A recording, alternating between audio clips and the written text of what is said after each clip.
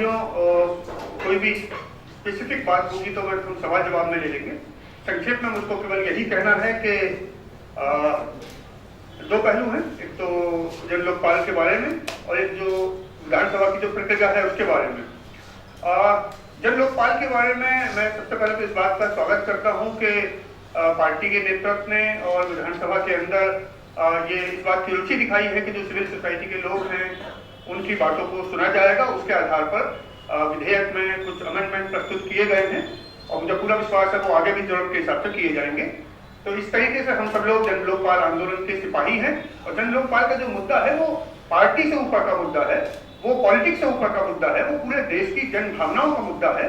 तो उस पर तो कोई पार्टीबाजी नहीं हो, उस पर कोई पार्टी हित से न सोचें। जैसे अरविंद हमेशा कहते रहे हैं, हमारे लिए पार्टी हित से बड़ा देश हित है और देश हित की नजर से देखें। तो इस नजर से सबसे पहली मांग तो मेरी ये है कि इस मामले पर व्हिप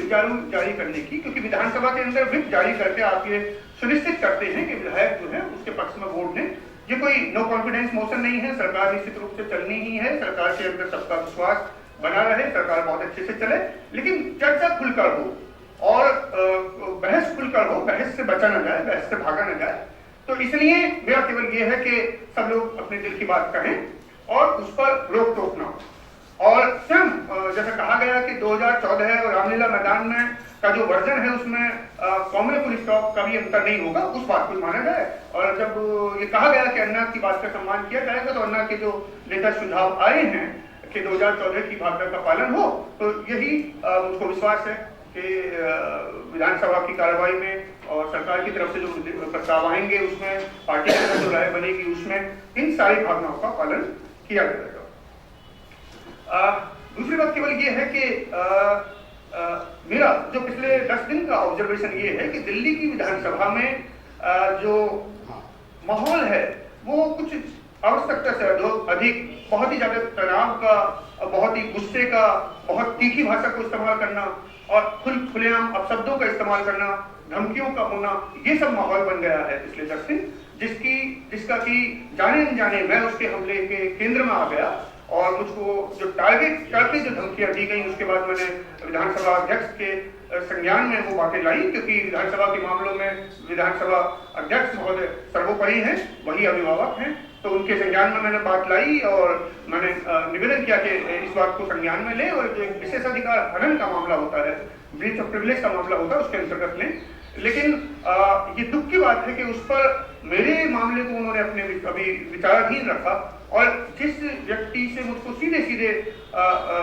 खतरा मैंने बताया और मुझको एकदम से धमकियां मिल रही थी, खुलेआम सदन के अंदर मिल रही थी, उन्होंने एक प्रस्ताव लाया, उसको उन्होंने स्वीकार किया। तो मैं केवल यही अपील करूंगा कि मेरा पूरी तरह से संवैधानिक व्यवस्था में विश्वास है, विधानसभा में विश्वास है, विधानसभा की समितियों में और स्पीकर में विश्वास है, उनका हम सम्मान करते हैं। मैं केवल ये अपील करूंगा कि न्याय को सामने आने दें, उसको दबाने की कोशिश अगर कहीं से भी होती है तो वो बहुत ही दूरगामी तौर पर अहित पैदा करने वाली होती है। तीसरी और संक्षिप्त बात ये कहनी है कि कल जो बातें हुई सदन में, बहुत ही एक उग्र भाषण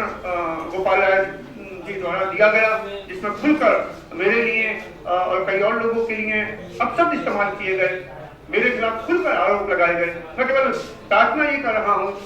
पूरे विश्वास के साथ प्रार्थना कर रहा हूँ कि मैंने बार बार हाथ जोड़ कर आग्रह किया कि मुझको केवल एक वाक्य कहने की अनुमति दीजिए। आप मुझ पर आरोप लगा रहे हैं, मेरा बयान तो होने दीजिए, मेरी बात तो आने दीजिए। दुनिया की किसी अदालत में आज तक के इतिहास में ऐसा नहीं हुआ होगा